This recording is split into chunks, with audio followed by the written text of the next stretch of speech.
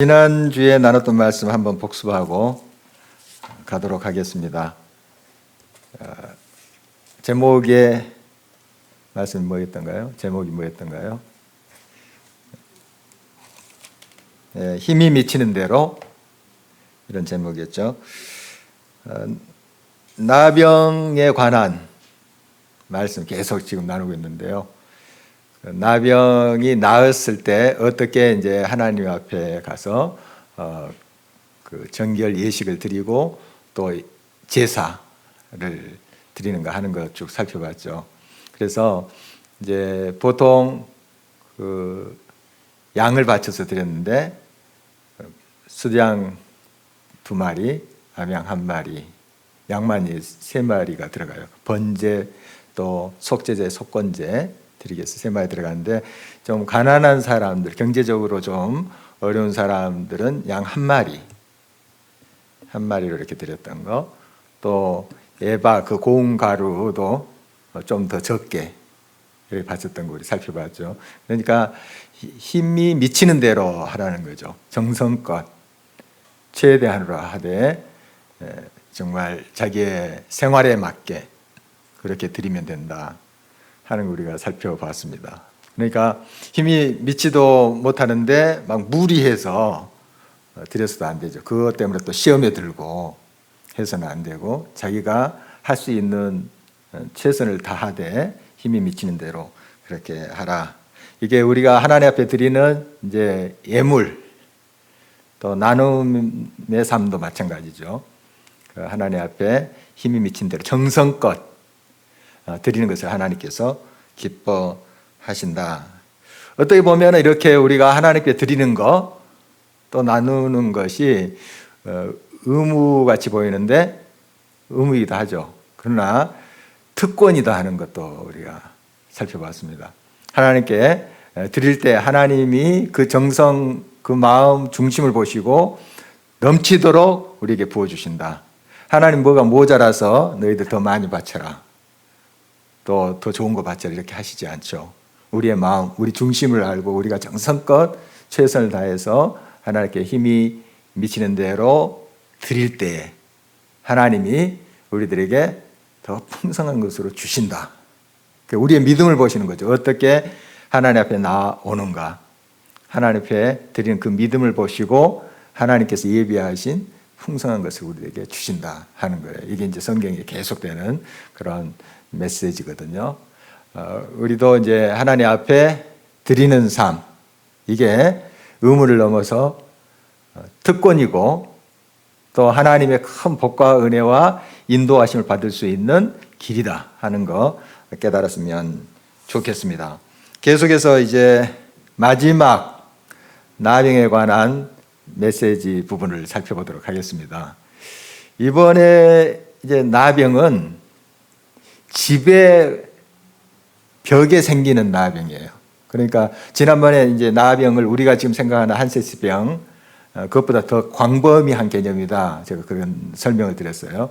악성 피부병, 곰팡이 균이 생긴 거, 이런 것까지 다 포함하는 거예요. 그러니까 오늘 이제 집에 생긴 나병은 곰팡이균을 말하는 거예요. 곰팡이가 이렇게 푸르거나 또 붉은색하게 이렇게 핀 그런 경우, 그것을 말하는 것입니다.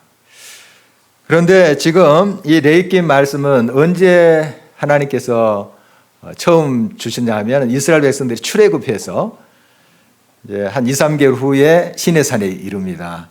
시내산 자락에서 한 1년 머물다가 이제 성막도 짓고 또 하나님께서 십계명도 주시고 그걸 가지고 이제 가나안 땅으로 가죠. 가다가 이제 12명의 정탐꾼 이야기 우리 잘 알죠. 거기에서 또 부정적인 보고에 의해서 백성들이 울고불고 난리 피우죠. 그래서 그들이 바로 가나안 땅에 가지 못하고 39년 동안 광야 생활을 하는 거예요. 그러니까 출애굽에서 초기에 이 레위기 말씀이 모세를 통해서 주어진 거죠. 출애굽에서 한 1년 정도 됐을 때 이 말씀이 주어진 거고 기록이 된 것입니다. 모세에 의해서 기록이 된 것인데, 그리고 그 말씀을 받은 이후에 한 40년 가까이 광야 생활을 하는 거죠. 광야 생활할 때 이스라엘 사람들은 이 흙이나 벽돌로 된 돌로 된 집에서 살지 못했죠. 천막에서 장막에서 지냈습니다. 우리 너무 잘 알고 있다시피 그렇게 이제 계속 이동을 해야 되니까 장막 텐트를 쳐서 이렇게 지내고 다시 돌돌 말아서 접어서 또 그거 이제 옮기면서 광야 생활을 했던 거죠. 그런데 지금 오늘 말씀은 훗날에 어떻게 하라 하는 말씀으로 들립니다. 당장은 어떤 집이 있는 게 아니죠. 천막밖에 없으니까. 지금 이제 벽에 생긴 그러한 곰팡이는 광야 생활할 때 적용되는 말씀이 아니라는 걸 알 수 있죠. 나중에 너희들이 약속의 땅 가나안 땅에 들어가서 이제 집 짓고 살 텐데 그때 이 말씀이 적용될 거다 하는 그런 말씀이에요. 그러니까 지금 광야 생활을 하는 사람들은 별로 지금 이 주신 말씀이 공감이 안 될 수 있어요. 물론 이제 출애굽 1세대 사람들은 애굽에서 살았을 때 뭐 이 흙으로 또 돌로 된 벽돌로 된 집에서 이제 살았을지 모르죠. 좀 감은 있겠죠. 그렇지만 지금 광야 생활에 직접 적용되는 말씀은 아니에요. 이 레이기 말씀, 오늘 본문의 말씀은 앞으로 이제 40년 후에 가나안 땅에 가서 집 짓고 살 때 적용되는 말씀이에요. 좀 감이 떨어질 수 있습니다. 먼 이야기일 수가 있어요.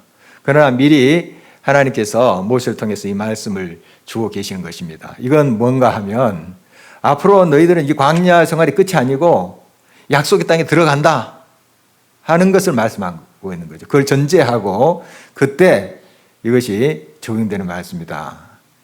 오래전에 이것을 일러주는 것을 볼 수가 있습니다.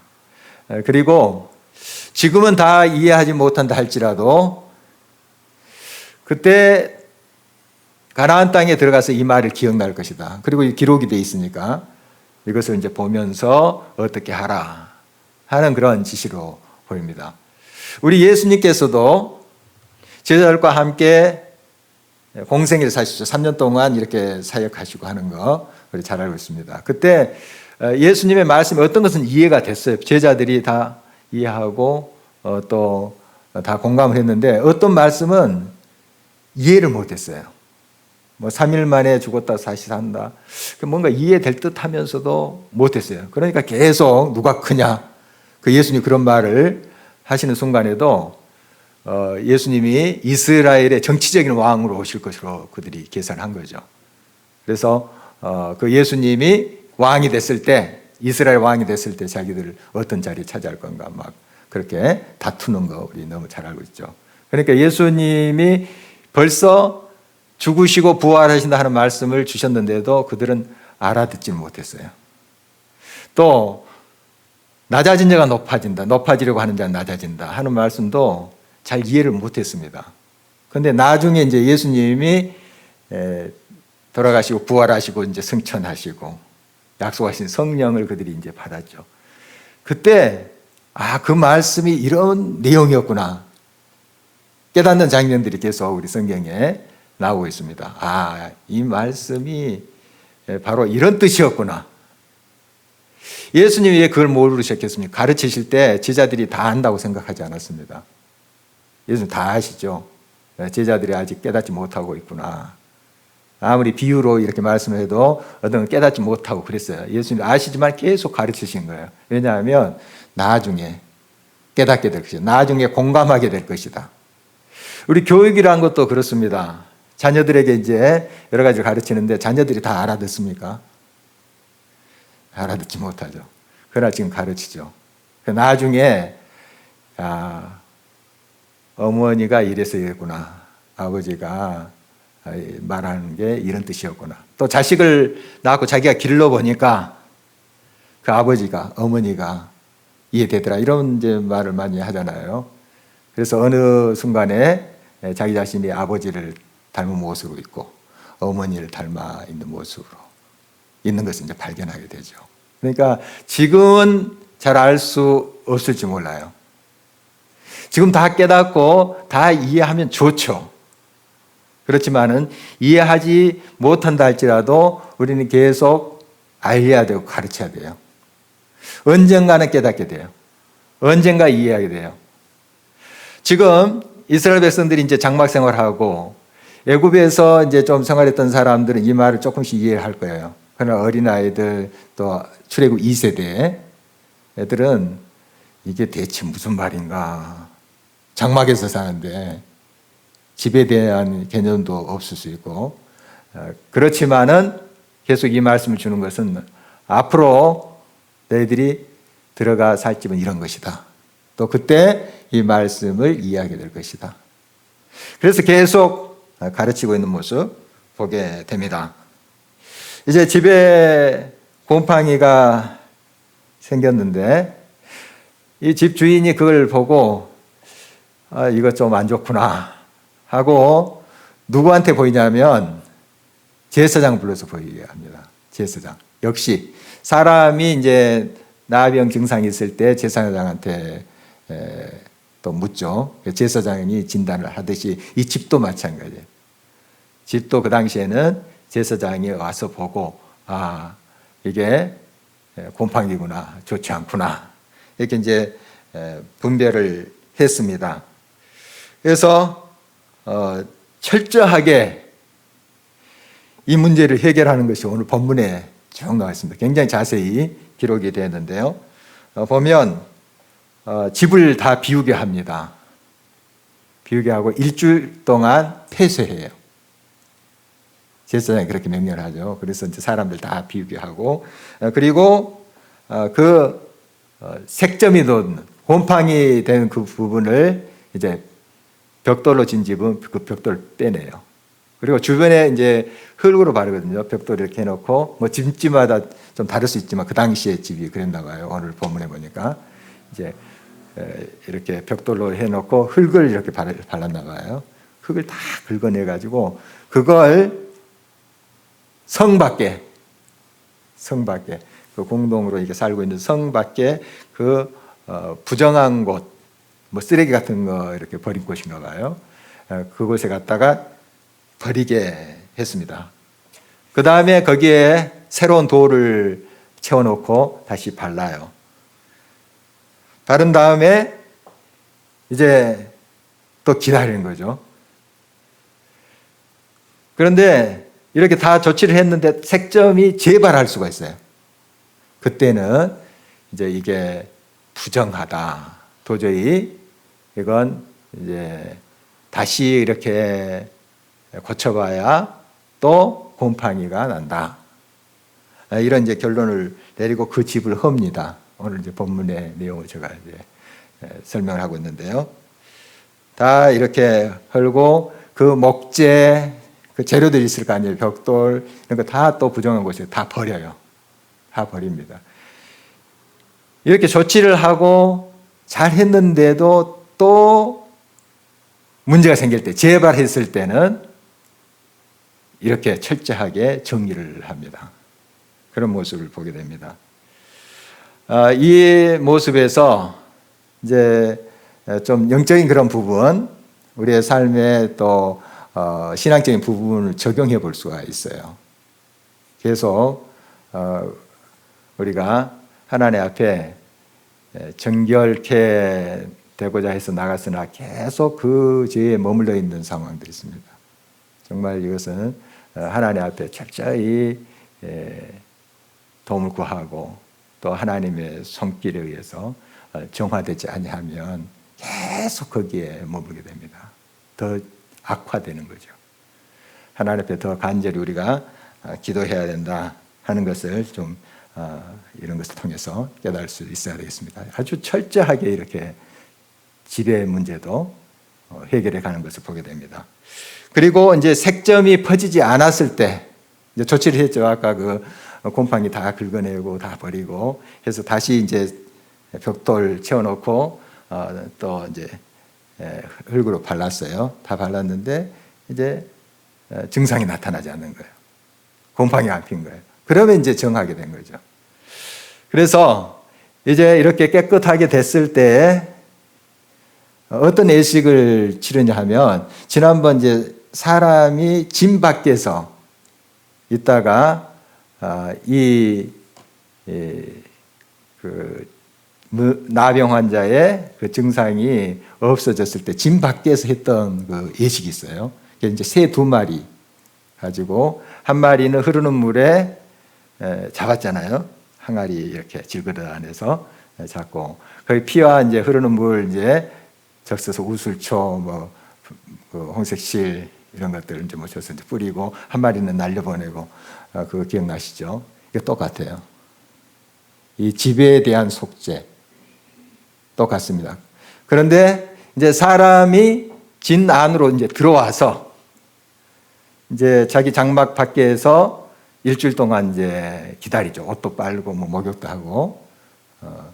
그래서 이제 완벽하게 고침을 받았다는 게 확인됐을 때 뭘 했냐면 8째 날에 제사를 드린 거죠. 번제, 속죄제, 속건제. 그런데 이 집이 이제 정결케 됐을 때는 이 뒷부분 제사는 생략이 돼요. 아까 그 예식 그러니까 2마리 새를 가지고 했던 것은 똑같아요. 똑같은데 뒤에 번제, 속죄제, 속건제는 이제 드리지 않아요. 이제 하나님 앞에 이 집이 깨끗해졌다 하는 것을 이제 감사드리고 제사장은 이제 선포하고 끝나는 거죠. 그것이 좀 차이는 있습니다.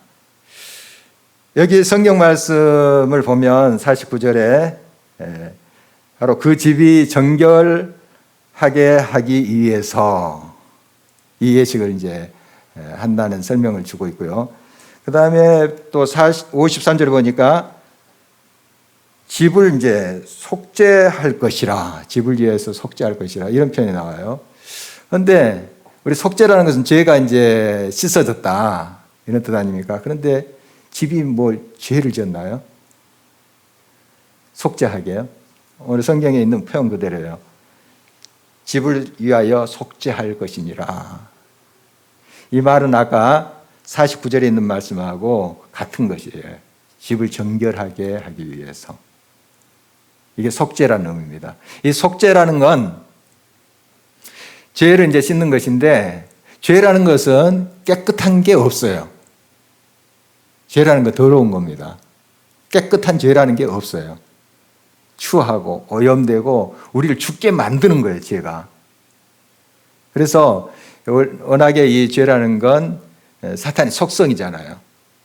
사탄이 계속 자기 편을 만들기 위해서 죄를 짓게 하는 거예요. 그래서 그 죄 속에 우리를 가두려고. 그래서 영원한 사망에 이르게 하려고 하는 것이 이제 사탄의 계획이지 않습니까? 그리고 또 그렇게 우리를 몰아가고 항상 우리를 이제 죄 속에 그 더러움 속에 집어넣으려고 한 것이 사탄의 계획이죠. 또 술수고요. 그런데 바로 이런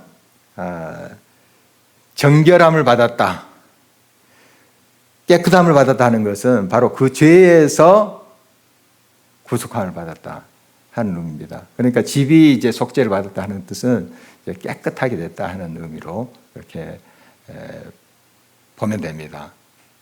이렇게 철저하게 집까지 이게 정결한 것을 요구하시는 하나님의 모습을 보게 됩니다. 그러니까 이런 곰팡이 균 그게 당장은 치명적이지 않을 거예요. 저도 신혼 때 그 곰팡이 핀 집에서 살아본 적이 있는데 좀 냄새는 납니다. 냄새는 나고 좀 안 좋아요. 애기들한테 또 기관지 안 좋다는 말도 들리고 그런데 자꾸 닦아도 또 생기고 그러더라고요.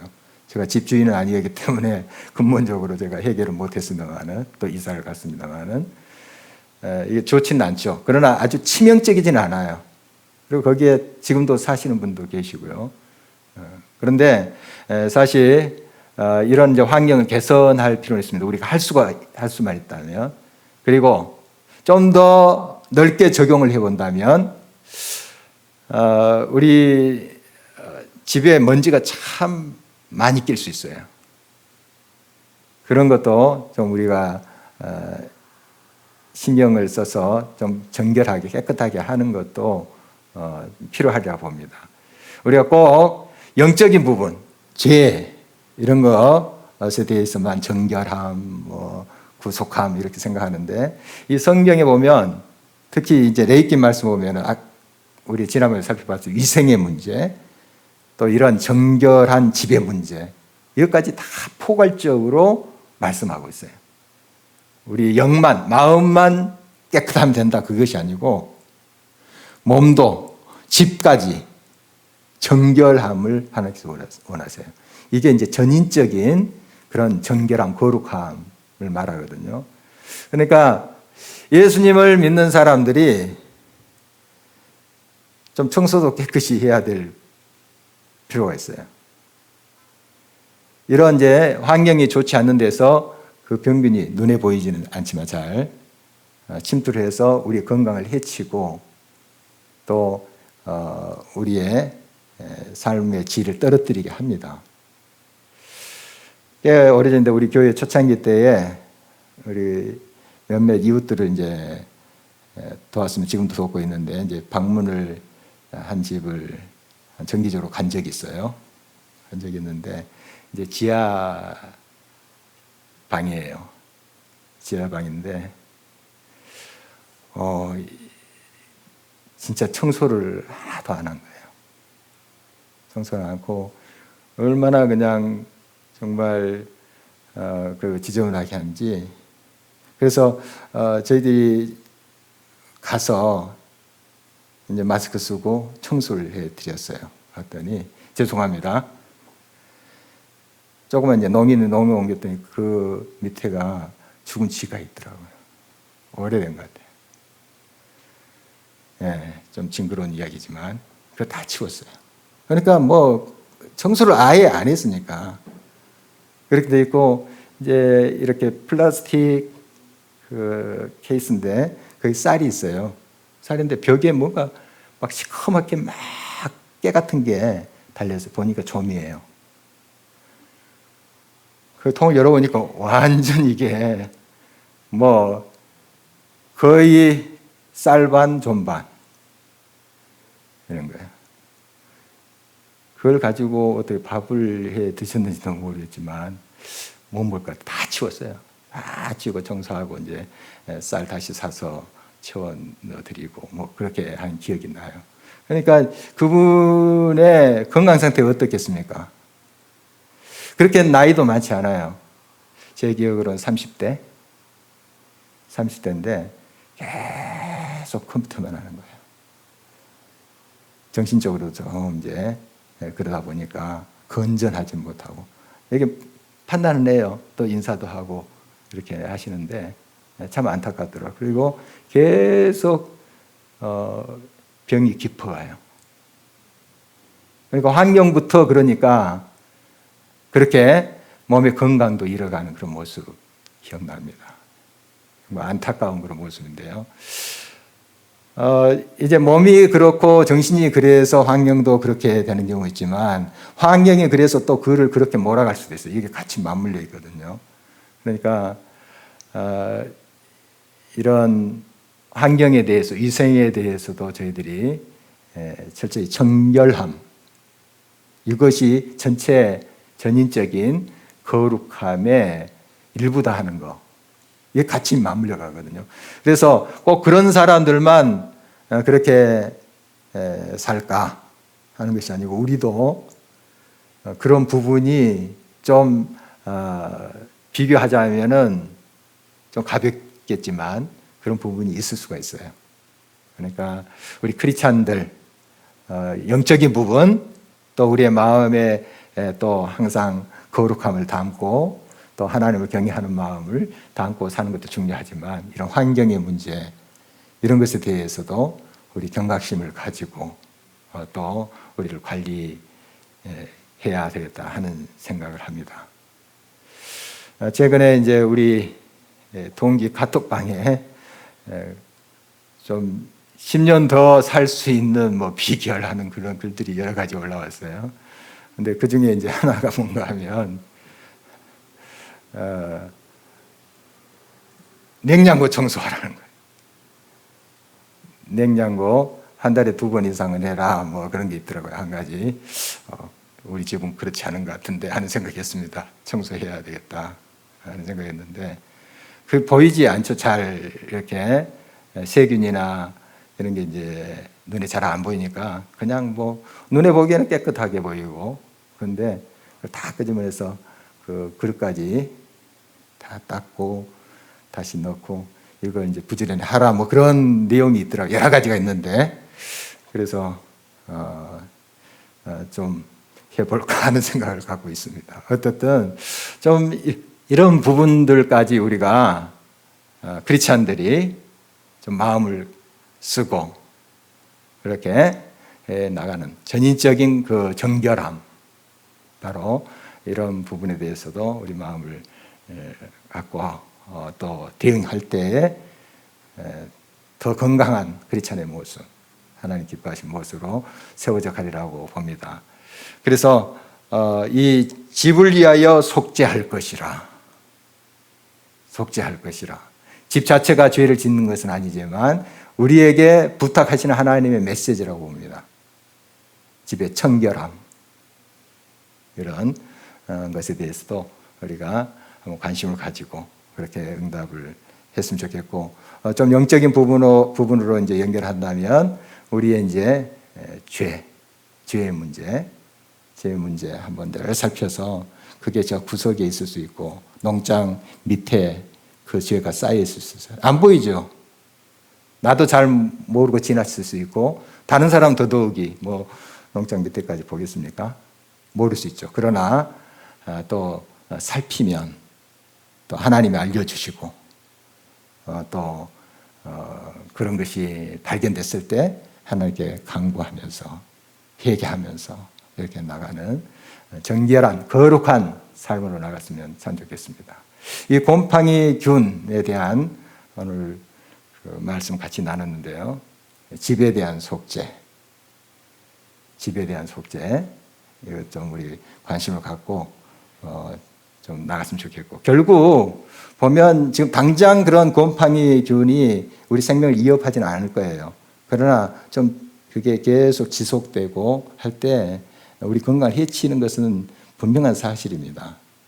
사실이라서 이런 부분까지 정말 세세하게 오래전에 이렇게 말씀하신 것을 우리가 또 다시 한번 마음에 새기고 우리의 삶에 구체적으로 어떻게 적용할 것인가 어떤 집에 대한 정결함을 넘어서 우리의 마음속에 있는 알지 못하고 나도 미처 깨닫지 못하는 내 마음의 장롱 밑에 있는 죄 나도 잘 인식하지 못하는 거 그거 이제 깨달았을 때 우리 주님 앞에 회개하고 정결을 받고 새롭게 하는 것이 바로 옳은 응답이 아니겠습니까? 우리가 계속 그것을 묵혀 놓을 수는 없죠. 하나님 앞에 나갈 때 하나님 반드시 미쁘시고 의로사 우리의 죄를 깨끗이 씻어주시고 좀 더 건강한 모습으로 더 건강하고 바람직한 모습으로 우리를 세워가리라고 그렇게 믿습니다. 기도하겠습니다.